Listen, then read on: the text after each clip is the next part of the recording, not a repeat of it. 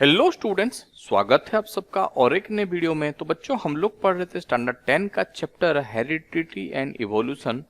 और इसके पहले वाले वीडियो में हम लोग एक छोटा सा इंट्रोडक्शन देखे थे कि हम इस चैप्टर में पढ़ने क्या वाले हैं। तो जो सबसे पहला टॉपिक निकल के यहाँ पे हमारे पास आता है 9.1 accumulation of variation during reproduction. तो रिप्रोडक्शन के टाइम पे जो वेरिएशन होता है उसका इफेक्ट क्या होता है या फिर उसका कॉन्सिक्वेंसेस क्या होते हैं, अभी हम यहाँ पे पूरा का पूरा बात करने वाले हैं। तो थोड़ा सा हम हमारे पीछे की टॉपिक की तरफ चलते हैं या फिर रिप्रोडक्शन के बारे में थोड़ा सा जानते हैं कि क्या होता है या फिर किसके वजह से वेरिएशन आता है रिप्रोडक्शन के टाइम पे। तो लेट मान के चलिए हम लोग एक चीज पढ़े थे कि क्या होता है जब भी रिप्रोडक्शन में इन्वॉल्व होते हैं कोई भी ऑर्गेनिज्म। तो जैसे कि यहाँ पे क्या होता है, ये अगर हमारा न्यूक्लियस है और ये अगर पूरा का पूरा सेल है और न्यूक्लियस के अंदर हमारे पास क्या रहते हैं, क्रोमोजोम्स या फिर डीएनए प्रेजेंट रहते हैं। और जब भी रिप्रोडक्शन का प्रोसेस चलता है तो ये डीएनए क्या करते हैं, एक तरह से अपने आप को जो है वो एक कॉपी बनाते हैं या फिर बोल सकते हैं कि यहाँ पे डीएनए का कॉपिंग होता है, डीएनए का कॉपिंग होता है। और ये डीएनए का जो कॉपिंग होता है बच्चों, ये एक पूरा का पूरा एक सीरीज ऑफ केमिकल रिएक्शन के हेल्प से ही होता है। और ये केमिकल रिएक्शन के टाइम पे क्या होता है, जब भी ये डीएनए कॉपिंग करते हैं तो उसी टाइम पे क्या होता है, कुछ ना कुछ एरर आ जाता है। और उसी एरर के वजह से क्या होता है, हमें नेक्स्ट जनरेशन में कुछ ना कुछ थोड़े मोड़े चेंज दिख जाते हैं। और उसी चेंज को हम क्या बोल के कहते हैं, वेरिएशन। तो यहाँ पे एक बात तो क्लियर हो गया कि क्या होते हैं, जितने भी लिविंग ऑर्गेनिज्म होते हैं वो रिप्रोडक्शन के टाइम पे क्या होता है, डीएनए जो होता है वो कॉपी करता है। और जब भी डीएनए कॉपिंग करते हैं या फिर उनका मतलब एक डुप्लीकेट कॉपी बनता है तो उसी टाइम पे क्या हो जाते हैं, कुछ ना कुछ एरर आ जाते हैं। और उसी एरर के वजह से ही हमें वेरिएशन देखने के लिए मिलता है। अभी उस वेरिएशन के वजह से क्या हुआ, हम इस वाले टॉपिक में पूरा का पूरा पढ़ने वाले हैं।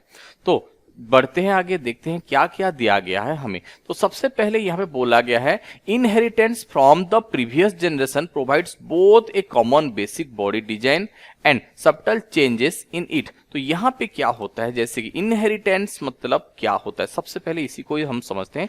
इनहेरिटेंस मतलब क्या होता है बच्चों, जैसे कि कोई भी एक बच्चा पैदा हो रहा है तो उसका कुछ ना कुछ पार्ट्स जो होते हैं या फिर कुछ ना कुछ कैरेक्टर्स जो होते हैं उनके पेरेंट्स जनरेशन में या फिर पेरेंट जनरेशन के साथ रिजेंबल्स करता है। जैसे कि यहाँ पे मान के चले, यहाँ पे एक बैक्टीरियम का एग्जाम्पल हमें दिया गया है। अगर मान के चलते हैं ये अगर पेरेंट्स जनरेशन होता है, ये अगर पेरेंट जनरेशन हुआ तो ये बैक्टीरिया जो होता है ये दो पार्ट्स में डिवाइड हो गए, या फिर एक बैक्टीरिया जो है वो सेल डिवीजन हुआ या फिर रिप्रोडक्शन हुआ। और एज ए रिजल्ट यहाँ पे दो बैक्टीरिया हमें देखने के लिए मिले। तो इनके जो बेसिक कैरेक्टरिस्टिक्स होते हैं ये दोनों के दोनों जो होते हैं अपने पेरेंट्स जनरेशन के साथ रिजेंबल्स करते हैं, या फिर उनका एक ओवरऑल बॉडी का डिजाइन जो होता है ये अपने पेरेंट्स जनरेशन के जैसा ही दिखेगा। लेट मान के चलिए, अगर हम लोग इसको हेड मान के चलते हैं, हो गया ये हेड है, ये उसके दोनों हैंड है, ये हैंड और ये भी अगर हैंड है, और इसको अगर हम लोग बॉडी मानते हैं, इसी पार्ट को हम बॉडी मान के चलते हैं और इसी पार्ट को अगर लेग मान के चलते हैं, तो ये दो जो इंडिविजुअल बने उस पेरेंट जनरेशन से, इनके पास भी वही सेम बॉडी स्ट्रक्चर देखने के लिए मिलेगा।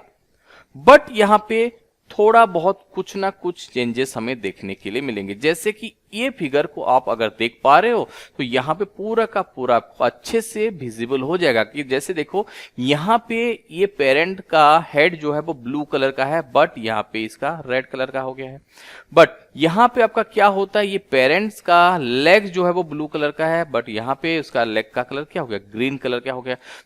बट इनका बॉडी का डिजाइन क्या हो, सेम है, बट थोड़ा बहुत कुछ चेंजेस जो है हमें यहाँ पे देखने के लिए मिल रहा है। और वही चीज को यहाँ पे हमें समझने की कोशिश किया गया है कि इनहेरिटेंस फ्रॉम प्रीवियस जनरेशन, जब भी एक पेरेंट्स जनरेशन से नेक्स्ट जनरेशन बनते हैं तो क्या होता है, इनके पास एक बेसिक बॉडी डिजाइन होता है। जैसे कि इंसान है, इंसान से जो बच्चा पैदा होंगे वो दिखने में इंसान के जैसा ही होगा, बट कुछ ना कुछ जो है वो चेंजेस भी उनमें देखने के लिए मिल जाएंगे जो कि नेक्स्ट जनरेशन में पास करें। जैसे कि ये अगर पेरेंट्स जनरेशन है, ये जनरेशन से नेक्स्ट जनरेशन में क्या हुआ बच्चों, कुछ ना कुछ जो चेंजेस हुआ वो पास हुआ, और वो जो छोटा मोटा जो चेंजेस होता है उसी को हम क्या बोल के कहते हैं, वेरिएशन बोल के कहते हैं। पहला बात क्लियर हो गया। अभी यहाँ पे नेक्स्ट हमें बोला गया, now think about what would happen when this new generation in its turns reproduce. अभी क्या होगा अगर ये जनरेशन, जो नया जनरेशन बना, अगर इसको मान के चलते, इसको पेरेंट जनरेशन मान के चलते हैं, तो ये क्या हो गया, ये फर्स्ट जनरेशन, देन इसके बाद जो जनरेशन बना उसको हम क्या बोल के कहते हैं, सेकेंड जनरेशन बोल के कहते हैं। तो अभी बोला गया है कि अगर ये फर्स्ट जनरेशन फर्दर रिप्रोड्यूस करते हैं तो उनमें क्या देखने के लिए मिलेगा। तो यहाँ पे क्लियरली हमें दिया गया है, the second generation will have difference they inherited from the first generation as well newly created difference. जैसे देखो यहाँ पे अगर रिप्रोडक्शन करते हैं, जैसे कि ये फर्स्ट जनरेशन वाले अगर रिप्रोडक्शन करते हैं तो ये जो वेरिएशन वो एक्वायर किए थे ड्यूरिंग द रिप्रोडक्शन के टाइम पे इनमें जो वेरिएशन दिखा था, ये वेरिएशन क्या होगा, फर्दर जो है उनके नेक्स्ट जनरेशन में पास करेगा। और वही चीज हमें यहाँ पे बोला गया, the second generation will have difference that they inherit from the first generation. वो पहले जनरेशन से जो कुछ भी इनहेरिटेड किए होंगे, ये जैसे लाल सर, तो ये कैरेक्टर्स जो है वो नेक्स्ट जनरेशन में भी पास होगा। समझ में आया। और उसी के साथ साथ कुछ डिफरेंस भी हमें देखने के लिए मिलेंगे, जैसे कि यहाँ पे इसका हाथ जो है ब्लू कलर का है, इसका हाथ पिंक कलर का हो गया, यहाँ पे इसका हाथ आपका ब्लू कलर का है, ये व्हाइट कलर के लाइनिंग के साथ आ गया। तो जो कुछ भी चेंजेस हुआ था इसके प्रीवियस जनरेशन में वो तो पास करेगा, और उसी के साथ कुछ ना कुछ जो है वो नए कैरेक्टरिस्टिक्स या फिर नया वेरिएशन भी हमें देखने के लिए मिलेगा। समझ में आ गया। और वही पूरा का पूरा बजट जो कुछ भी अभी हम लोग पढ़े हैं उसी को ही फिर से और एक बार हमें दिया गया है। यहाँ पे फिगर 9.1 ये है हमारे पास 9.1 would represent the situation if a single individual reproduce. ये हम लोग एक बैक्टीरिया के बारे में बात कर रहे थे या फिर बैक्टीरियम के बारे में बात कर रहे थे, जहां पे एक सिंगल पेरेंट जो है वो डिवाइड होकर दो, पहला जनरेशन में दो रिप्रोड्यूस किया एंड सेकेंड जनरेशन में 4 अलग अलग इंडिविजुअल बने हैं। तो यहाँ पे क्या होता है, individual reproduce as happens in asexual reproduction. ये पूरा का पूरा हमें एसेक्सुअल रिप्रोडक्शन के बारे में बताया गया है। इफ वन बैक्टीरियम ये सिंगुलर फॉर्म है और इसका प्लूरल फॉर्म बच्चों बैक्टीरिया होगा। अगर एक बैक्टीरियम डिवाइड होता है and then resultant of 2 bacteria divide again, एक बैक्टीरिया डिवाइड हुआ वो 2 बैक्टीरिया में कन्वर्ट हुआ और वो दोनों के दोनों बैक्टीरिया जो होते हैं वो फिर से जो है वो 4 इंडिविजुअल्स जो है वो जनरेट करते हैं। हो गया। तो ये दिखने में तो सिमिलर होते हैं बट इनमें कुछ ना कुछ माइनर चेंजेस जो होते हैं यहाँ पे हमें देखने के लिए मिलते हैं।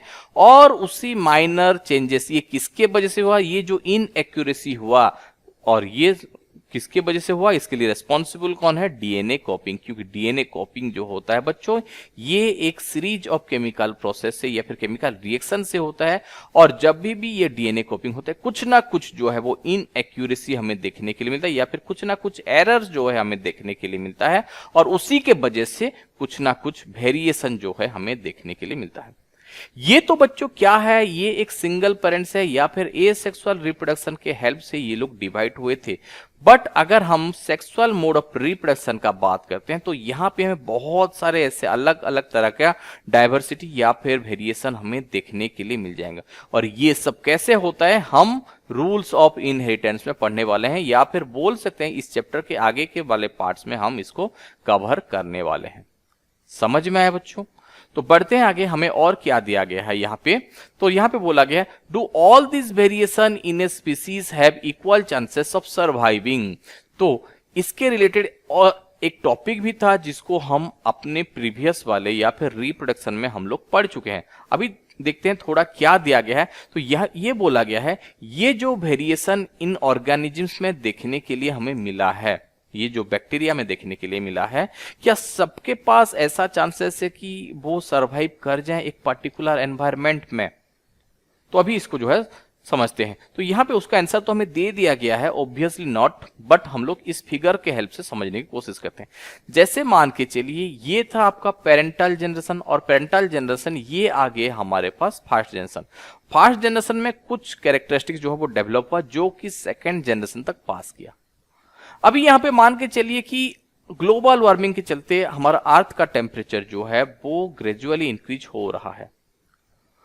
बट यहां पे क्या होता है, ये तीनों के तीनों, जैसे मान के चलिए ये तीनों के तीनों बैक्टीरिया जो हैं वो हीट को सरवाइव कर पाते हैं, बट इसके बॉडी में कुछ ऐसा वेरिएशन देखने के लिए मिला कि ये जो है बिल्कुल भी हीट को बर्दाश्त कर नहीं पाया, क्योंकि इसका बॉडी का डिजाइन बहुत चेंज हो गया है। इवन इफ आपको देखने के बाद भी पता चल जा रहा है कि इसके बॉडी में पूरा का पूरा चेंजेस हुआ है बोल के। मान के चलिए ये जो है वो ज्यादा से ज्यादा हीट को बर्दाश्त कर नहीं पाया, क्योंकि इसका बॉडी स्पेशली डिजाइन हुआ है कौन से क्लाइमेट के लिए, कोल्ड क्लाइमेट के लिए। या फिर बोल सकते कि ये जो इनहेरिटेड किया, जो कैरेक्टर्स अपने पेरेंटल जनरेशन से इसमें ट्रांसफर हुए, वो स्पेशली है किसके लिए, कोल्ड क्लाइमेट के लिए। तो ये जो है वो हॉट क्लाइमेट में सरवाइव नहीं कर पाएगा। अब उसका अगर उल्टा कर दें, बाकी ये तीनों के तीनों जो होते हैं इनको अगर हम लोग कोल्ड क्लाइमेट में रख दें, ये लोग कोल्ड क्लाइमेट में सरवाइव कर नहीं पाएंगे, ये अकेला जो है वो सरवाइव कर लेगा। इसीलिए यहाँ पे बोला गया है कि क्या दिया गया है, पढ़ते हैं।